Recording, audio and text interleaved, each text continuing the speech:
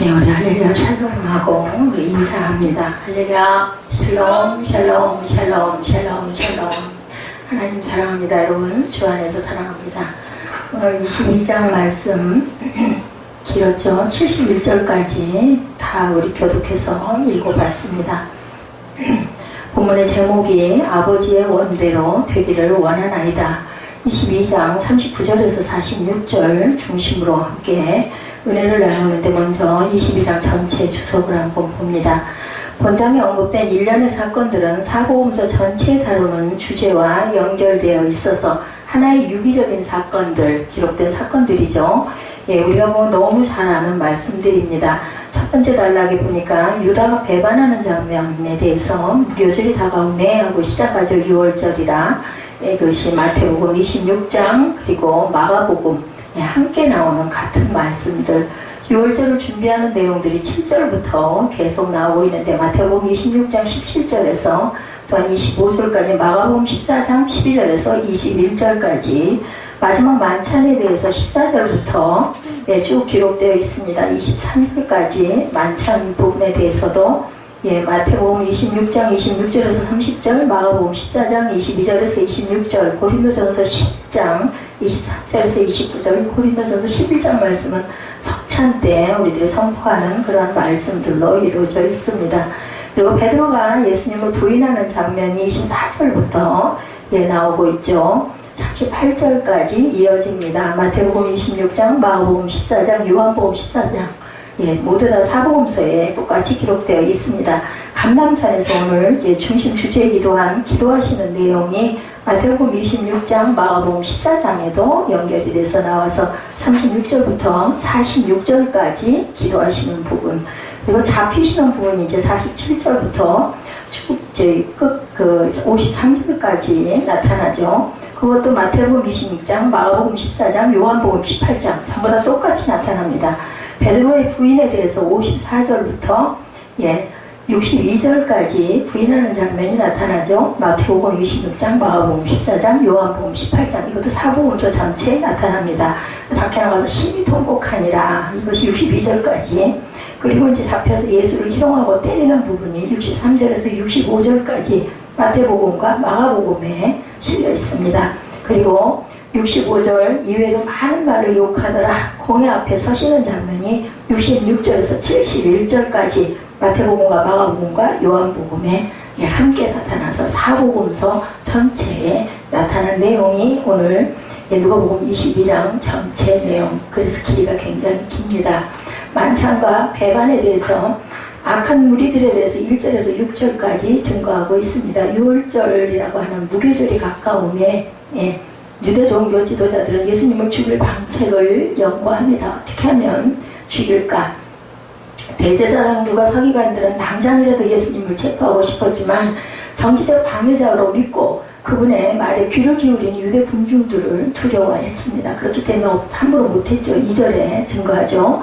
예수님을 잡고 싶어도 백성들이 그분을 선지자 중에 한 사람으로 생각하고 하나님까지는 아니라도 선지자 너무 이적을 많이 행하고 그저 아픈 자들을 많이 고치고 하다 보니까 함부로 손을 댔다가는 민란이 일어날까봐 겁이 나죠.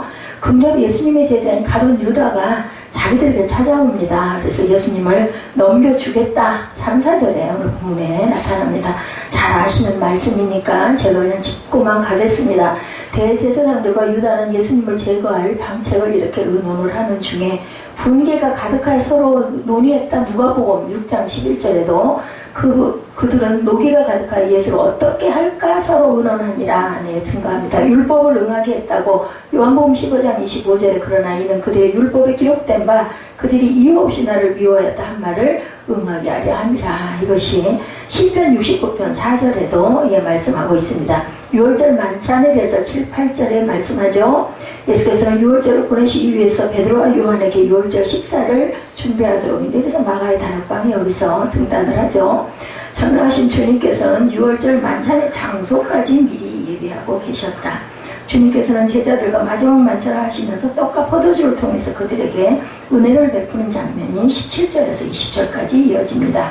예수님이 제자들에게 나눠주신 떡과 포도주는 성찬의 식물이요 성찬 때 그래서 고백을 하죠. 오늘날에도 그리스도의 복음이 전파되는 곳에는 그분의 육체적 구속의 상징물로 기념되고 있습니다. 새벽교회는 은혜가 참 많은 교회라는 생각을 합니다. 어느 교회도 어느 큰 교회 작은 교회를 통틀어도 그 만찬에 대한 부분을 말씀을 성경을 일일이 읽으면서 선포하고 그리고 같이 떡과 그 잔을 마시고 떼는 데는 아마 한 군데도 없을 겁니다. 하나님의 은혜로 제게 마음을 주셔서 아니면 언제 읽을 틈들이 없을 것 같아요. 또 많은 인원이면 그걸 다 돌아가면서 못할 건데 아마 뭐 중대형 교회도 장로님이나 이런 분들 아니면 부목사님이나 이런 분들을 해가지고 이렇게 나눠서 할 수 있을 텐데 그런 거 저는 한 번도 본 적은 없습니다. 예수님께서 6월절 만찬을 통해서 6월절 어린 양과 자신을 연결시켜서 제자들에게 말씀하시는 부분이 20절에서 22절에서 23절까지 증거해서 나타나고 있는 게 본문에서 보여주고 있습니다. 다락방을 미리 준비해 두셨죠. 누가복음 22장 12절이죠. 오늘 보면 그리하여 그가 자리를 마련한 큰 다락방을 보이니 거기서 준비하라 하시니 이미 알고 계셨기 때문에 거기 가서 해라. 장차 성도의 초소를 예비할 거라고 요한복음 14장 3절에 가서 너희를 위하여 거처를 예비하면 내가 다시 와서 너희를 내게로 영접하여 나 있는 곳에 너희도 있게 하리라. 요한복음 14장 18절, 14장 28절에 각각 증거합니다.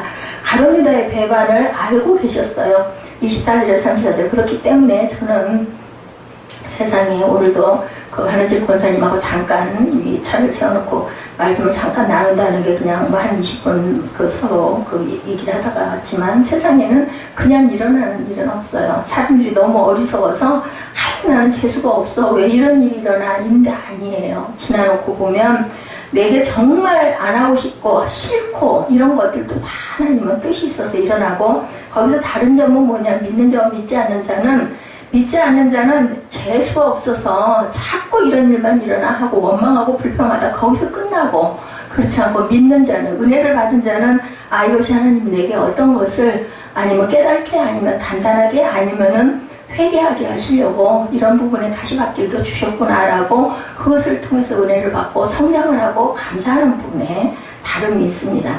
오늘 수영장에서도 그 권사님이 나는 늘 맨날 이렇게 느려요. 이제 인사를 하고 웃으면서 서로 얘기를 해서 제가 그 얘기를 했습니다.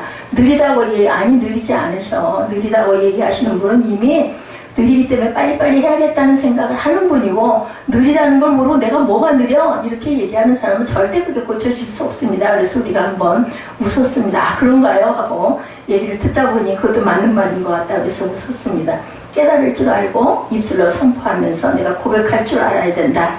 예수님은 최후의 6월절 만찬 석상에서 나를 파는 자의 손이 나와 함께 상회에 있도다. 오늘 본문에 이렇게 말씀하죠. 24절에 34절 사이에 나타납니다. 그리고 인자는 이미 작정된 대로 가지만 인자를 파는 그 사람에게는 뭐가? 화가 있다. 하나님이 작정하셨기 때문에 나는 팔려가야 되고 십자가에 못 박힐 것을 무엇을 통해서 아셨어요? 예수님도 하나님이 뭐 말씀을 하셔서 아신 게 아니에요. 기도하시면서 뜻을 깨달아 아셨죠. 그렇지만 나를 파는 도구가 된 그 사람은 어떻게 해요? 예, 화가 있을 것이다. 결국은 어떻게 했어요? 나무에 매달려 죽었는데 그만 땅에 떨어져서 창자가 다 터져서 죽고 그 땅에 피밭이 돼버리죠. 이런 일이 일어납니다. 예수님은 유다의 배반을 이미 알고 계셨고 만찬 석상에서 하신 것은 가룟 유다가 자신의 잘못을 깨닫하여 회개시키기 위해서 했는데 어떻게 해서 끝내 회개하지 않죠. 고쳐질 수가 없는 거예요. 기회를 주셨는데도 불구하고 무엇이 점령하고 있어? 사탄이 그 마음을 점령하고 있어서 그것을 깨뜨리지를 못합니다. 우리도 어떤 것을 결행하려고 할 때 마음에 갈등이 올 때가 있어요. 분명히 저도 여러 번 많이 깨달아요. 근데 꼭 내가 좋아하는 쪽으로 가다 보면 나중에 엄청난 후회를 하게 되거든요. 그럴 때는 성령께 구하고 우리가 그럴 때 더더욱 기도해야 된다. 유다는 회개 기회를 놓치고 스승을 배반하는 길로 나아갑니다. 굉장히 기회 있을 때 우리가 그것을 분명하게 행하고 나아갈 줄 알아야 됩니다. 하나님이 정하신 뜻에 대해서 사도행전 2장 23절에 그가 하나님께서 정하신 뜻과 미리 아신 대로 내준 바 되었거늘 너희가 법 없는 자들의 손을 빌려 못 박아 죽었다. 뭐라 그래요? 법 없는 자의 손을 빌렸다라고 말씀합니다. 율법이 없는 자들의 손이죠. 인자를 파는 자는 화가 있을 거다. 마가복음에도 말씀해요. 14장 21절 인자는 자기에 대하여 기록된 대로 가거니와 인자를 파는 그 사람에게는 화가 있으리로다. 그 사람은 차라리 나지 아니하였더라면 좋았을 뻔했다 말씀합니다. 예수님의 권면에 대해서 큰 자에 대한 다툼이 24절에서 34절에 증거하죠. 유월절 만찬 후에 제자들 사이는 자기들 중 누가 더 높은 자인가 하는 문제로 옥신각신 다툼이 벌어집니다. 큰 자에 대한 다툼을 아신 주님께서는 역설적인 섬김에 초점을 맞추십니다. 제자들의 논쟁은 자기 과시에 있고 예수님의 가르침은 자기 겸손에 초점을 두었습니다. 다르죠? 반대예요. 주님은 역설적 섬김을 말씀하시고 난 후에 바로 몸소 제자들의 발을 씻겨주시죠. 그것으로 본을 보이십니다. 요한복음 13장 4, 5절에 나타납니다.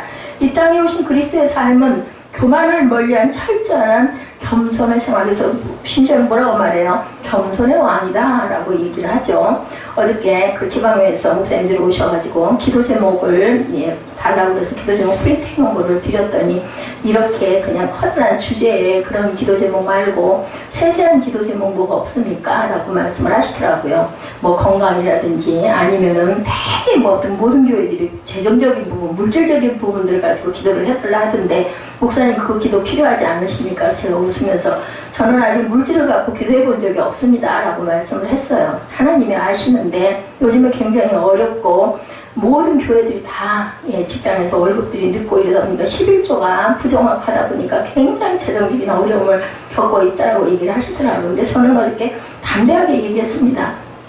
지금 잔고가 바닥이 나서 하나도 없습니다. 그래도 마음에는 그런 마음에 대한 어떤 불안한 마음이 전혀 안 듭니다. 지금까지도 9년 동안 기적같이 한 달 한 달을 채워오신 하나님께서 하나님의 뜻하신 마지막 끝까지 채워가실 줄 나는 믿고 제가 기도하는 건 제 건강을 위해서 기도 못합니다. 내가 젊은 시절 너무나 잘 절제하지 못하고 나 잘났다고 교만해가지고 이렇게 뛰어다니고 운동을 너무 많이 해서 몸이 이렇게 뭐 운동 많이 했다고 다 이렇게 되지는 않겠지만 어쨌든 이것도 하나님의 뜻이 있다고 생각을 하고 하나님께서 부활절 때 어떤 마음에 감동을 주셔가지고 수영장을 이렇게 2달째 다니면서 거기를 가면 너무나 천국 같아가지고 기뻐하면서 수영을 한다. 오늘도 수영을 하면서 참 수영장 가는 게 번거롭고 뭐 씻고 벗고 나중에 입고 말리고 뭐 닦고 뭐 굉장히 많죠. 그런데 거기 다니면서는 은혜를 받은 게 할머니들을 보면서 은혜를 받고 그럼에도 불구하고 내가 너무 죽겠고 너무 고난데도 너무 감기로 이렇게 힘이 든데도 기침을 이렇게 하고 모기장에서 말을 못하면서도 여기를 내가 왜 올까? 오늘 수영을 하면서 그 생각을 해봤습니다. 왜 와요? 거기 가가지고 수영을 하고 나면 정신이 나고 하면서 나도 모르게 호흡이 고르게 되고 이제는 숨이 차가지고 다른 사람들은 수영을 한번 하고 나면 서가지고 한참씩 중국반과 상국반의 차이점이 있어요. 상국반은 계속 왔다 갔다 쉬지 않고 왔다 갔다 중국반은 서 있는 시간이 더 많아 가는 시간보다. 근데 저는 느리게 하기는 하지만은 한 10분쯤 지나고 나서부터는 절대로 쉬지 않아. 쉴 필요가 없어. 숨이 차질 않으니까. 그래서 속으로 생각에 아마 이러한 기쁨과 즐거움이 있기 때문에 그래서 내가 수영장을 꼭 오고 하고 나면은 그래도 정신이 좀 나고 몸이 가벼워지고 상큼하니까 그럼 저는 예배를 생각을 했습니다. 예배를 드리러 올 때 많은 성도들이 정말 어떤 면으로는 부담, 어떤 면으로는 사모함, 어떤 면으로는 안 가면 또 면이 안 서니까 이런 여러 가지 것들을 가지고 오지만 그래도 예배에서 뭔가를 마음의 기쁨과 마음의 감동과 뭔가 깨달음이 있으면 예배를 올 때는 사실은 좀 무겁고 좀 쉬고 싶고 솔직히 육신이니까 그럴 수 있죠. 그래도 은혜를 받으면은 또 다시 다음 예배 시간이 돌아오면 그래도 와야지 생각이 나는 것처럼 나도 아마 수영장은 그런 것 같다. 뭐 어떤 수영하던 여자분 한 분이 날 보고 배영을 하고 하는 바람에 뒤에서 내 뒤에 있는 사람 3사람이 서가지고 수영을 못했다는 식으로 한 분이 얘기를 하시더라고요. 그래서 제가 이제는 그렇게 얘기해요. 제가 배영을 해서 느려서 그렇습니까? 근데 어떡합니까? 제가 배영밖에 할 수가 없습니다. 몸이 일만 해서 그랬더니 자유형도 되지 않냐면 저는 자유형을 하면요 옆으로 가서 안 돼요. 그리고 할 수가 없고 그래서 제가 항상 양보를 하고 지금까지도 전혀 아무 문제 없이 배영 잘했습니다. 이제는 뭐 그 부분 가지고 뭐 어쩌고저쩌고 이런 얘기 안 합니다. 나는 내 최선을 다하고 있고 아니 본인들은 한 번 왔다가 한참씩 쉬면서 왜 그 얘기를 하냐고 내가 저기 끝까지 거의 다 갔을 때쯤 해서 오면은 서 있을 일이 없잖아. 한 번 딱 그 얘기하고 나머지 분들은 남자분들의 그 레인에는 남자분들이 많아요. 이상하게 남자분들이 중국반 레인에 막 이렇게 몰려있어요. 먼저 가시라고 제가 느리다고 그랬더니 그 남자분들이 그러시더라고요. 웃으시면서 아유 어때요? 천천히 가죠. 뭐 앞에 가세요.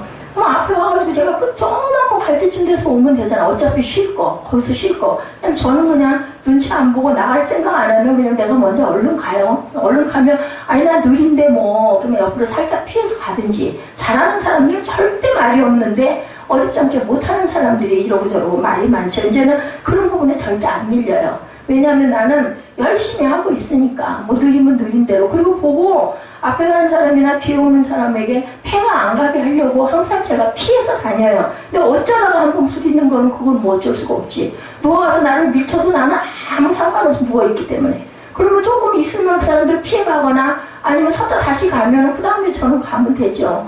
지혜로워야지. 혼자 풀장을 혼자 세를 내서 쓰는 것도 아니고 그럼 몇 명 되지도 않아. 6, 7명 왔다 갔다 하기를 그 정도는 충분하거든. 그건 자꾸 이렇게 머리를 좀 쓰면 되는 거.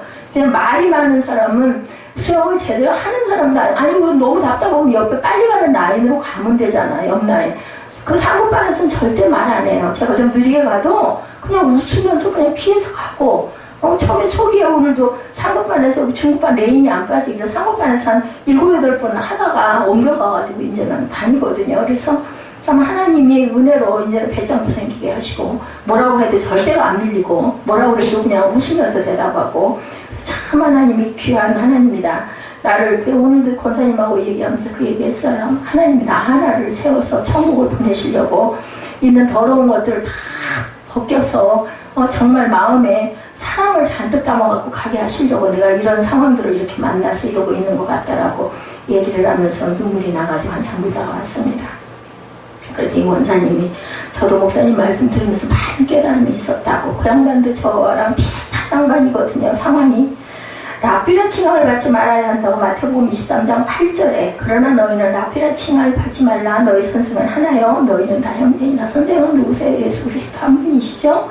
크고자 하는 섬기자는 섬기는 자가 되라고. 마가복음 10장 43절에도 너희 43절에도 너희 중이라 그렇지 않을 테니 너희 중에 누구든지 크고자 하는 자 너희를 섬기는 자가 돼야 된다. 근데 신학교 다닐 때 보니까 정말 많이 섬기는 사람들은 어디서나 찾아. 어디서나 답답한 일이 있으면 무조건 그 하루를 찾게 되고 그러다 보면 그 사람은 가만히 있어도 그냥 저절로 드러나게 되고 알려지고 높여지고 그리고 또 그 사람은 그걸 또 너무 좋아하면서 하죠. 그걸 뭐 막 의시되면서 하는 게 아니라 너무 잘 하고 다니는. 그래서 사람마다 하나님께서는 분량이 분명히 있구나. 그렇다고 해서 내가 그걸 못한다 해서 나는 쓰일 바가 없는 건 아니야. 또 나는 나대로 내가 필요한 자리가 있다라는 것을 우리가 생각할 때 얼마나 감사한가.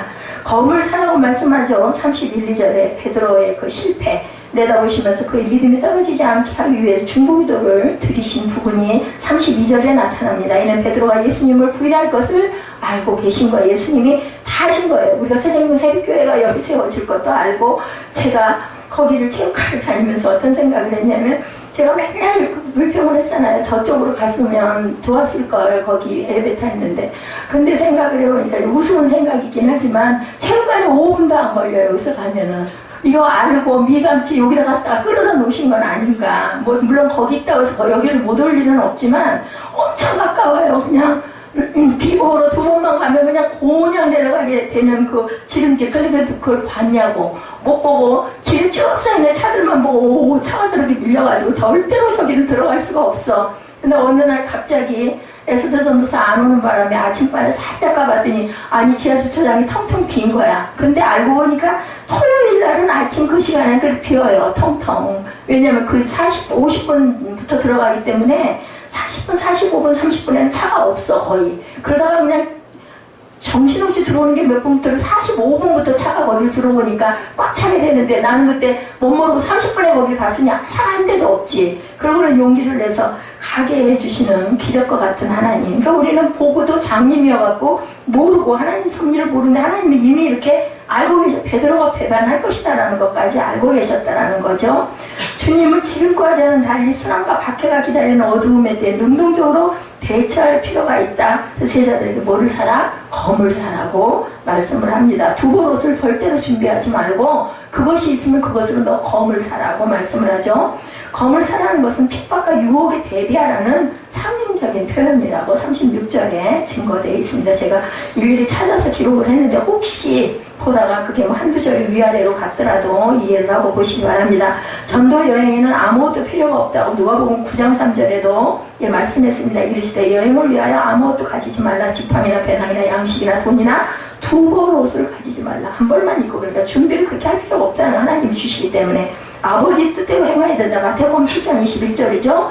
나더러 주여 주여 하는 자마다 천국에 들어갈 것이 아니요 하늘에 계신 내 아버지 뜻대로 행하는 자라야 들어가리라 말씀합니다. 이제 감람산에서 기도하시는 부분 오늘 본문 기도하죠. 39절에서 44절에 나타납니다. 주님은 제자들과 6월절 만찬을 나누시고 감람산에 올라 기도하시죠. 41절에 십자가를 바로 목전에 둔 예수님의 기도는 여느 때와는 다른 기도였습니다. 주님의 기도 내용에는 십자가의 고난의 잔 앞에 놓고 굉장히 고민하고 갈등하는 인성적인 모습이 41, 2절에 갈등으로 나타나죠. 그런데 나중에는 뭐라고 그러세요? 44절에 보니까 내 뜻대로 마옵시고 아버지의 뜻대로 하옵소서 간절히 기도하시니 땀에 떨어지는 핏방울같이 되다. 얼마나 지면이 빠지게 기도를 했으면 이게 이제 과학적으로 그 핏방울이 된다라는 그 밝힘이 있다고 하죠. 그래서 예루살렘과 가까운 곳 마태복음 21장 1절에 그들이 예루살렘에 가까이 가서 감람산 벳박에 이르렀을 때 예수께서 두 제자를 보내시네. 거기서 듣던 벳박에를 보내가지고 제자를 보내서 그 말새끼 그 나귀새끼 얘기가 나오죠. 심한 통곡과 눈물의 강구가 히브리서 5장 7절에 육체에 계실 때 자기를 죽음에서 능히 구원하실 이에게 심한 통곡과 눈물로 강구와 손을 올렸고 그의 경건하심으로 말미암아 들으심을 얻었다. 이렇게 증거합니다. 악인들의 소행에 대해서 체포되시는 주님의 말씀이 47절에서 53절에 나타납니다. 감람산에서 기도하신 예수님이 그의 제자들과 말씀하실 때 한 무리가 유다를 따라 올라오죠. 47절에 대제사장들과 그 권속들이 가론 유다를 앞세우고 예수님을 뭐하러? 체포하러 옵니다. 예수님의 제자 중 하나가 악한 무리들이 몽둥이와 검을 들고 나타나자 대제사장의 종의 귀를 말고의 귀를 쳐서 떨어뜨리는 사건이 50절에 있습니다. 예수님은 그들에게 체포되어 대제사장의 집으로 끌려가죠. 우리는 최후까지도 비폭력, 무저항을 주장하시며 주님께서는 구원하시기 위해서 인내하시는 주님의 모습을 우리는 보게 됩니다. 귀까지 붙여주죠. 검으로 싸우면 검으로 망하게 된다고 말씀을 합니다. 성경을 응하게 합니다. 요한복음 17장 10절에 내가 그들과 함께 있을 때 내게 주신 아버지의 이름으로 그들을 보존하고 지키었나이다. 그 중에 하나도 멸망치 않고 다만 멸망의 자식뿐이오니 이는 성경을 응하게 하려 합니다. 요한복음 6장 39절, 요한일서 10장 28절, 요한일서 18장 9절에 요한복음 18장 9절에 나타납니다.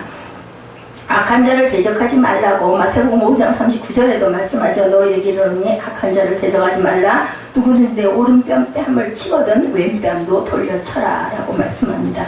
주님을 부인하는 베드로의 모습이죠. 54절에 예수께서 체포되어 끌려가신 대제사장의 집들에는 많은 사람들이 불을 피우고 앉아 있었고 베드로도 그 가운데 있었어요. 그런데 한 피자가 베드로를 알아보고 이 사람도 그리스도 함께 있었다고 하자 즉시 부인하죠. 56, 7절에 피자의 두 번째 질문에도 58, 9절에 예수님을 부인하고 또 한 사람이 베드로를 알아보자 또다시 부인하는 것이 58, 9절에 나타납니다. 베드로가 세 번씩 주님을 부인하자 닭이 울죠. 닭소리를 통해서 깨닫죠. 닭이 울기 전에 네가 나를 세 번 부인하리라. 그 말 때문에 어떻게 해요? 문 밖에 나가서 담벼락에 기대어 통곡을 하는 부분이 60절에서 62절에 나타납니다. 결국을 보려고 마태복음 26장 57, 8절에 예수를 잡은 자들이 그를 끌고 대제사장 가랴바에게로 가니 거기 서기관과 장로들이 모여있더라. 마태복음 26장 58절에 베드로가 일찍이 예수를 따라 대제사장의 집들까지 가서 그 결말을 보려고 안에 들어가 하인들과 함께 앉아있더라. 같은 말씀입니다. 베드로가 모든 사람 앞에서 부인하는 부분이 또 마태복음 26장 70절에 베드로가 모든 사람 앞에서 부인하여 이르되 나는 내가 무슨 말을 하는지 알지 못하겠노라 하며 말씀합니다. 신문을 받으시죠. 마지막 절입니다. 66절에서 71절 예수님을 잡아 가두고 지키는 군병들은 주님을 채찍으로 때리고 침을 뱉고 희롱합니다. 그들은 예수님의 눈을 가리고 때리며 누가 때렸는지 알아맞혀보라고 장난을 하죠. 공회에 모인 장로들은 예수님을 향해서 내가 그리스도냐 하고 묻습니다. 비웃는 거죠. 67절에 예수님은 이제 후로는 인자가 하나님의 권능의 우편에 앉아있으리라고 99절에 증거합니다. 그리고 자신이 하나님의 아들이다 70절에 이렇게 고백하죠. 참담한 말을 들었다고 하죠. 마태복음 26장 65절에도 이에 대제사장들이 자기 옷을 찢으며 이르되 그가 신성모독하는 말을 하였으니 어찌 더 증인이 요구하리라. 이미 그렇게 말했으니까 너는 신성모독죄니까 십자가에 다 죽으면 돼. 이 얘기의 뜻입니다. 보라 너희가 지금 이 신성모독하는 말을 들었도다. 더 이상 뭐 상관이 없다는 거죠. 결론으로 우리는 하나님의 아들이신 예수 그리스도를 체포하고 신문한 유대 종교 지도자들의 악행을 22장을 통해서 우리 쭉 봤습니다. 하나님을 잘 섬기고 있다는 그들이 오히려 하나님을 대적하는 집단으로 변한 것을 통해서 우리 자신의 행위를 우리도 돌아봐야 된다. 똑같은 인간들입니다. 날마다 자기 행위를 살펴보고 수정하고 보완하는 작업을 항상 해야 되겠다. 그래서 오늘 본문의 말씀이 아버지의 원대로 되기를 원하나이다. 이죠. 39절에서 46절이죠. 39절에서 46절 한번 잠깐 다시 봅니다.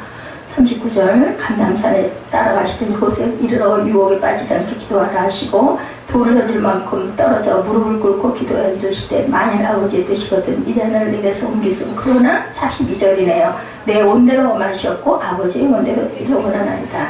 이거 보고 제가 제목을 아버지의 원대로 원하나이다 라고 잡았습니다. 네. 42절. 영국에서 신앙의 자유가 없던 시절이었다고 그래요. 뭐 이건 너무 잘 아는 말씀이죠. 존 번연의 그 얘기 12년 동안 설교한 바람에 붙잡혀 가가지고 감옥살이를 하죠. 그리고 아내가 메리가 죽습니다. 감옥생활을 하는 중에. 그래서 세 자매는 스스로 생존을 책임져야 하는 고아의 처지가 되고 말았다고 합니다. 자, 그래서 이런 비참한 상황 속에서 감옥에 갇혀있는 그는 엎드려 기도하죠. 이렇게 기도합니다. 하나님 너무나 고통스럽습니다. 라고 기도했다고 그래요. 자, 설교를 하고 12년 동안 감옥 생활을 하는 중 아내는 죽고 그리고 아내가 죽자 책임져야 할 그 아이들, 딸들은 전부 다 고아들이 돼버리고 너무나 고통스러워서 주님께 기도했다고 그래요. 제가 할 일이 남아있습니까? 라고 기도했다고 그러죠. 만약 제가 할 일이 남았다면 저에게 보여주옵소서. 그러면 절대로 절망하지 않겠습니다. 이렇게 구체적으로 기도를 했습니다. 이분은 이때 주님은 그의 마음속에 감동을 주셨어요. 글을 써라 라는 감동을 주셨다고 합니다. 마치 제가 부활절 때 넌 그것 때문에 네가 죽을 일은 절대 없어 하고 어떤 마음에 그 감동을 주시고 힘을 주셨던 것처럼 나는 너에게 글을 쓸 수 있는 달란트를 주었단다 이렇게 말씀을 하셨습니다. 주님 앞에 엎드려 기도하던 그에게 환상이 하나 보였습니다. 제가 그 많은 설교를 하면서 지금까지 뭐 혼자 설교를 하기도 하고 묵상을 하기도 하고 하면서 깨달은 것 딱 한 가지가 와요. 누구든지 어떤 사람이든지 하나님의 응답을 받는 사람들 전부 다 기도했던 사람들이라는 것. 저 역시도 마찬가지입니다. 기도할 때 하나님께서 마음의 감동도 주시고 뭐 때때로는 또 찬양할 때 그렇기도 하지만 대개는 어떤 문제를 가지고 기도할 때 마음에 어떤 감동과 확신이 분명히 온다라는 거. 아무리 뭐 성경을 많이 알고 어떻고 저떻든 간에 그냥 가만히 앉았는데 그런 게 오지는 않습니다. 환상도 마찬가지입니다. 환상은 우리가 잘 해석을 해야 되지만 기도 많이 하는 사람도 환상도 많이 보인다. 환상 가운데 한 사람이 주님의 나라를 향해 걸어가는 것이 보였다고 합니다. 그는 그 환상을 보면서 글을 쓰기 시작했는데 그것이 바로 성경 다음으로 가장 많이 읽혔다는 철로 역정이었다고 하죠. 그분이 바로 존 번연이시죠. 존 번연은 좁은 감옥에서 기도하는 가운데 하나님이 보여주신 그 뜻을 따라서 철로 역정이라는 책을 만들게 됩니다. 오늘 본문 말씀에 예수께서 기도하러 감람산에 제자들과 함께 가시고 예수께서 해야 할 일을 가지고 기도하시죠. 하나님께서 보여주신 뜻 따라 해야 할 마지막 일을 위해서 예수께서는 땀이 땀방울이 핏방울이 되도록 그렇게 진한 기도를 드십니다. 예수님의 기도는 아버지의 원대로 되기를 원하나이다 라는 기도였다. 우리는 기도할 때 마지막에는 이 기도를 분명하게 해야 돼요. 내가 구할 것을 다 구하되 우리는 잘 모르기 때문에 아버지의 뜻대로 합력하여 선으로 아름답게 이루어 주옵소서라고 기도를 해야 합니다. 42절의 말씀, 아버지여 만일 아버지의 뜻이거든 이전을 내게서 옮기시옵소서. 그러나 내 원대로 마옵시고 아버지의 원대로 되기를 원하나이다. 여기서 원대로라는 하나님의 뜻에 따라 기도하는 거죠. 그렇다면 우리가 아버지 원대로 기도하려면 어떻게 해야 될까? 첫째, 하나님께 나아가야 되죠. 중요한 게 바로 이겁니다. 하나님께 나아가는 것. 그래서 제가 그 하나님께 나아가는 것으로 성경 구절을 꼭 기록을 하라고 말씀을 드리는 거죠. 그것도 어느 날인가 제가 감동이 와서 그 부분을 여러분들에게 강조를 하고 우리 꿈동이들에게도 자꾸 강조를 합니다. 자라서 이 다음에 신앙생활을 할 때도 그것은 꼭 좀 심어졌으면 좋겠다 싶어서, 하나님께 나아간다는 것은 우리가 매일매일 꾸준히 변함없이 습관적으로 하나님께 나아가는 것을 말하죠. 하나님의 뜻을 알기 위해서 하나님께 나아가야 된다. 39절에 예수께서 나가서 습관을 따라 감람산에 가시면서, 이 습관이라는 것도 어떤 면으로는 굉장히 중요합니다. 감람산에 가신 것은 기도하기 위해서 가신 것. 어떻게 기도했어요? 습관에 따라 기도를 하셨다는 거예요. 꾸준히 변함없이 항상 하던 대로. 누가 그랬어요? 다니엘이 하루에 3번씩 그렇게 기도를 하죠. 우리가 시간을 정해놓고 하지 못한다 하더라도, 아니면 무릎을 꿇어서 소리를 내서 기도하지 못한다 하더라도 항상 그것을 기억하고 의식하면서 하나님이 나와 동행해 주옵소서 하고 기도하는 마음 자세라도 가져야 되지 않을까 하는 생각이 듭니다.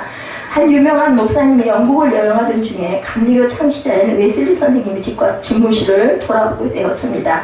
웨슬리가 평소에 기도하는 기도실에 들어간 그런 마룻바닥에 특이하게 생긴 구멍 2개를 발견하게 됩니다. 웨슬리의 기도실입니다. 그곳 안내자에게 무슨 구멍이냐고 묻게 됩니다. 그랬더니 안내자가 말합니다. 목사님이 생각하시 그 구멍이 뭐 같습니까? 뭐 같아요, 여러분들? 안내자의 말에 글쎄요, 잘 모르겠는데 혹시 쥐구멍이 아닐까요? 하고 대답을 했더니 안내자가 대답합니다. 그것은 웨슬리의 기도의 흔적입니다. 라고 대답을 했다고 해요. 얼마나 기도를 열심히 했든지 웨슬리가 무릎 꿇고 기도한 그 마룻바닥에 쥐구멍 같은 무릎 자국이 구멍처럼 뚫려 있었다라는 거예요. 그 자리에다가 대고 하니까 아마 그 뼈자리가 거기에 꽉 항상 박히다 보니까 뚫리지 않았을까 싶습니다. 요한 웨슬리는 새벽 4시에 일어나서 2시간씩 기도하고 수요일과 금요일은 규칙적인 금식 기도를 했다고 합니다. 그를 지켜본 많은 사람들은 말합니다. 그는 많은 사람들보다 기도를 중요시했다라고 얘기를 했다고 해요. 그리고 그가 빛을 띤 청명한 얼굴로 기도실에서 나온 것을 굉장히 종종 보았다라고 이야기들을 했다고 합니다. 습관을 따라서 기도하는 그는 하나님의 뜻을 누구보다도 잘 알았을 것이다. 기도하지 않으면 하나님의 뜻을 알 수가 없어요. 우리가 구하는 것이 하나님의 뜻과 조금 다르더라도 하나님께서는 하나님의 뜻을 숨기지 않고 보여주심으로 인해서 우리의 수고가 헛되지 않도록 보호해 주시고 함께 해주신다는 것. 이렇게 웨슬리가 열심히 하나님 앞에 기도함으로 인해서 그는 감리교라는 하나님의 뜻을 발견하는 것을, 그래서 감리교가 세워집니다. 누가복음 11장 9절에 내가 또 너에게 이르노니 구하라 그리하면 너에게 주실 것이요 찾으라 그러면 찾아낼 것이요 문을 두드리라 그러면 너에게 열릴 것이라고 분명히 말씀하죠.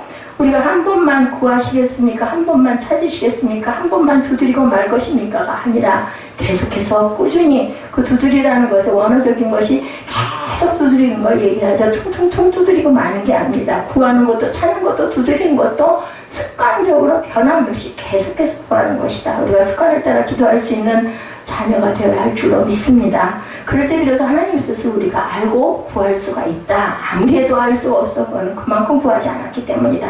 하나님의 뜻을 찾을 수가 있죠. 하나님의 뜻이 저와 여러분을 향해서 그 다음에는 열리게 된다. 내가 바라는 대로 내가 원하는 대로는 아니지만 하나님께서는 우리가 가장 좋은 곳으로 할 수 있도록, 우리가 눈으로 볼 때 현실적으로는 아닌 것 같지만 나중에 세월이 흘러서 봤을 때는 분명히 나한테 가장 좋은 곳으로 하나님께서는 예배하고 주신다. 습관을 따라 기도할 때 하나님의 뜻을 올바르게 알게 되면 하나님의 원대로 기도를 하게 되는 줄 믿습니다. 두 번째, 하나님의 원대로 되기를 원하는 기도는 바로 내 유익을 위하는 기도가 아니라는 것. 내가 유익하지 않아도 간구하기를 구하는 것이 바로 하나님이 원하시는 기도라는 거죠. 44절이죠. 예수께서 힘쓰고 애써 더욱 간절히 기도하시니 이렇게 증거하고 있습니다.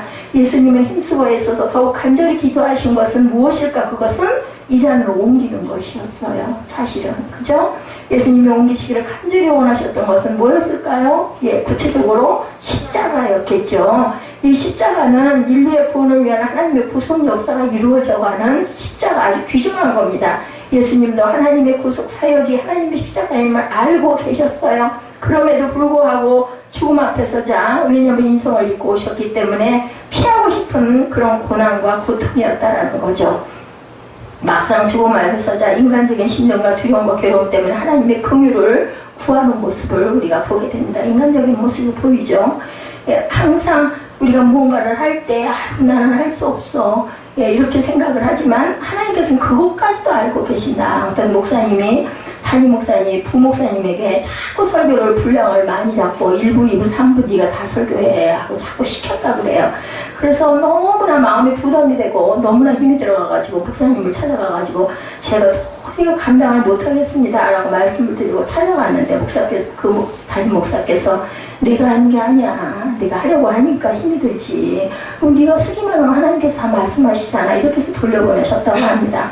제 굉장히 두렵고 떨림이 있었지만 목사님을 통해서 다시 한번 용기를 얻게 되었지만 시간이 가면 갈수록 두려운 마음은 점점 커졌다고 그래요. 그래서 결국은 이것을 피할 수가 없을까 하는 많은 고민으로 하루하루를 보내게 되었는데 예수님께서도 진정 이 잔을 피하고 싶다는 마음이 얼마나 간절했는지를 느낄 수 있는 것이 바로 이 부분입니다. 예수님이 말씀하신 이 잔을 옮겨주옵소서 하는 이 잔은 많은 세상 사람들이 죄와 허물과 죄악상이 거기 담겨있는 잔이기 때문에 더 힘들고 무거웠다. 본인이 십자가에 달려 돌아가시는 게 중요한 게 아니라 중요한 게 아니라 거기에 얼마나 많은 그 모든 인류의 그 죄가 거기에 다 담겨 있기 때문에 그것이 너무나 부담스럽고 힘이 들었다는 거예요. 예수께서 이 사실을 말씀하는 순간 하나님과 멀어질 수밖에 없다. 그렇기 때문에 예수께서 이제는 피하고 싶었다라는 생각이 들었다는 거죠. 그렇지만 공생의 기간 단 한 번도 하나님의 뜻을 거역한 적이 없으신 예수님은 마지막 십자가 앞에서 극심한 고통과 갈등 가운데 흔들렸다는 것을 우리에게 보여주고 있습니다. 그러니 우리는 오죽이나 하겠습니까? 비참한 죽음을 피하고 싶은 마음은 지극히 인간적인 모습으로 우리와 다를 바가 전혀 없었다. 그러나 십자가를 피하고 싶은 자신의 의지를 꺾고 하나님의 뜻을 순종하고파 그래서 인간 본성을 이겨내고 결국은 하나님의 뜻을 따라서 순종하는 예수님이 결과가 나타납니다. 42절 2절이죠. 내 원대로 마옵시고 아버지의 원대로 되기를 원하나이다. 때때로 하나님께서 우리에게 알려주시는 계획과 우리가 원하고 바라는 계획이 일치하지 않을 때가 너무나 많습니다. 그럴 때 우리에게 요구되는 선택은 단 하나, 그것은 나의 뜻을 하나님의 뜻에 굴복시키는 것. 예수님께서 친히 제자들을 가르치시면서 한 말씀이죠. 마태복음 16장 24절입니다. 누구든지 나를 따라오려거든 자기를 부인하고 자기 십자가를 지고 나를 쫓을 것이니라. 예수님께서는 제자들을 가르쳤던 것 같이 이 말씀을 그대로 실천을 하셨다는 거죠. 하나님의 뜻을 따르기 위해 인간적인 유인은 어떤 다른 것을 취하려고 하는 것이 아니라 결국 그것에서 벗어나 땀이 핏방울이 되기까지 간절히 그렇게 기도를 하셨다는 것. 예수님의 기도는 바로 하나님의 구속 사역이 본인을 통해서 이루어지기를 간절히 구하는 기도가 되었다라는 겁니다. 예수님은 땀이 핏방울이 되도록 간절히 기도하심으로 인해서 하나님의 뜻이 완전히 순종할 수 있는 마음으로 능력으로 변화를 받게 되었다. 하나님의 원대로 되기를 구하는 기도는 자신이 살기를 위한 것이 아니죠. 죽기를 위한 것입니다. 죽기를 구하는 것이기도 합니다. 여러분은 예수님을 본받아 하나님의 뜻을 순종하며 자기 부인의 삶을 살아가는 주님의 자녀들이 되셔야 합니다. 마지막으로 하나님의 원대로 되기를 원하는 기도는 바로 공동체가 함께 구하는 기도가 되어야 되겠다. 공동체 기도를 어제도 물어보시더라고요. 그 회장 목사님이 그 얘기 하시더라고요. 여기 그 교회가 부흥되고 이런 말씀. 그래서 저는 단호하게 얘기를 했어요. 그거보다는 교회가 정말 영과 진리로 예배드리는, 그리고 예수님의 모습을 담는, 여기 기도 제목에 나와 있는 그거 그냥 아름다운 말이라고 제가 한 게 아니거든요. 이 목사님들은 그렇게 말씀을 하시더라고요. 그래서 아니라고, 그냥 우리 그 모든 성도들이 정말 주님의 형상을 닮아가고 하나님의 뜻을 깨달아 아는 그리스도의 장성한 분량까지 자라가는 그러한 성도들이 단 몇 명이라도 되기를 나는 원한다고. 그리고 예배를 정말 형식적인 예배가 아니라 영과 진리로 드리는 예배가 되기를 원한다고. 그리고 제 기도 제목도 마찬가지로 사랑으로 사역하는 그 사랑의 사역을 제가 부족하기 때문에, 그리고 어떤 분함이나 노함이나 이런 부분을 다 비울 수 있는, 그것은 첫 번째로 배우자를 통해서 왔던 부분이죠.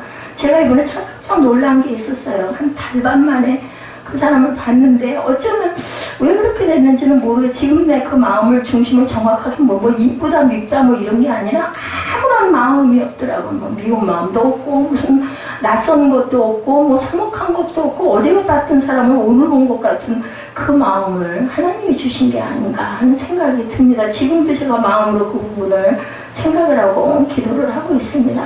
우리가 변하려고 하면 안 되더라고요. 하나님께 그냥 비우고 맡기고, 그리고 또 때로는 좀 뚜드덕 떨어뜨려 놓는 것도 좋은 방법일 수도 있겠다.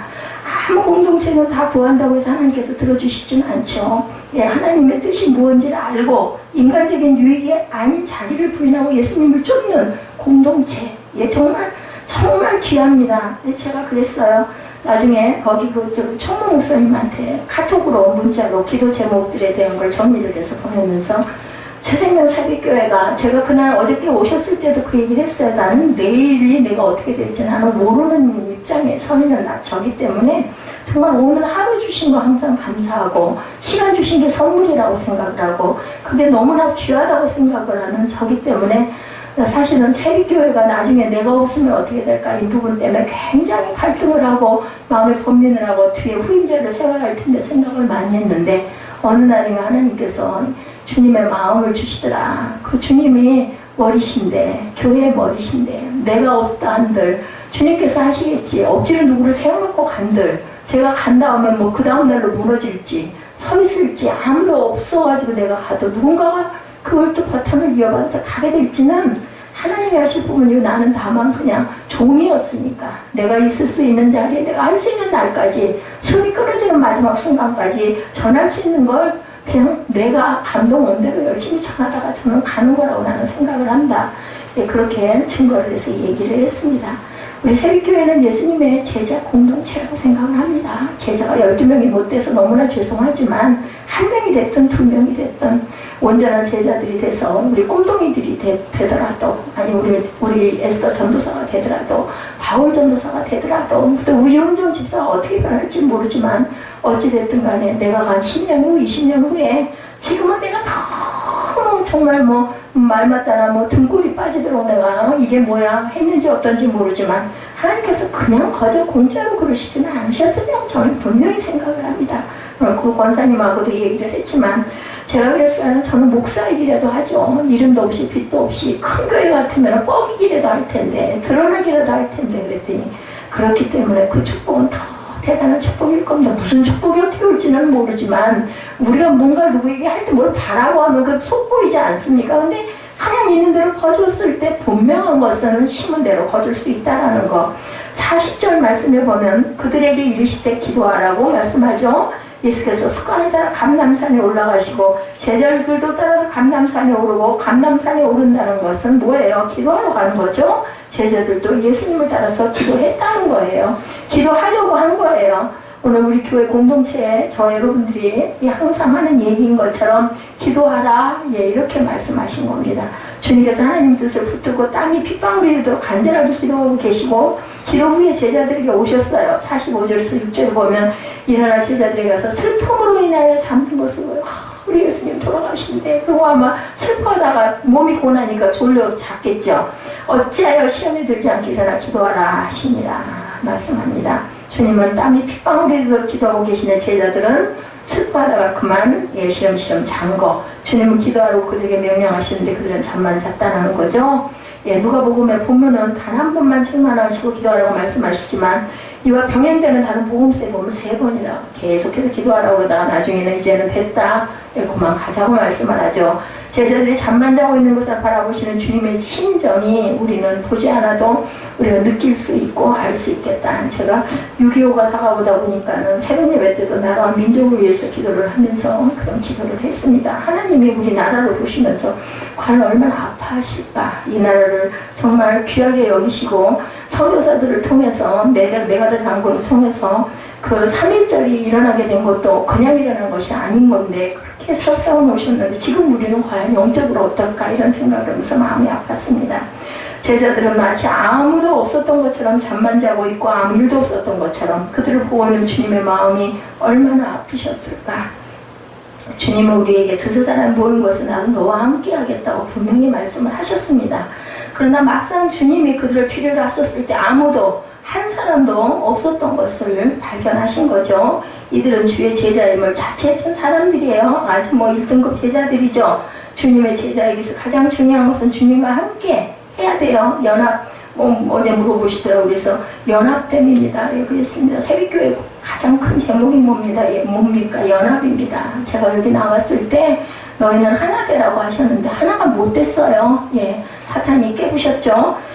우리와 함께 하시는 주님과 무엇이든지 우리 또한 보조를 항상 주님과 맞춰서 가야 되는데, 주님과 함께 할 때 우리의 삶은 소망과 확신이 넘치죠. 주님이 잃어버린 양을 찾고자 나가신다면 주님과 함께 같이 동행해. 우리 혼자는 못하지만 하나님께서 앞장서시면 못할 게 뭐 있어요. 따라가기만 하면 될걸.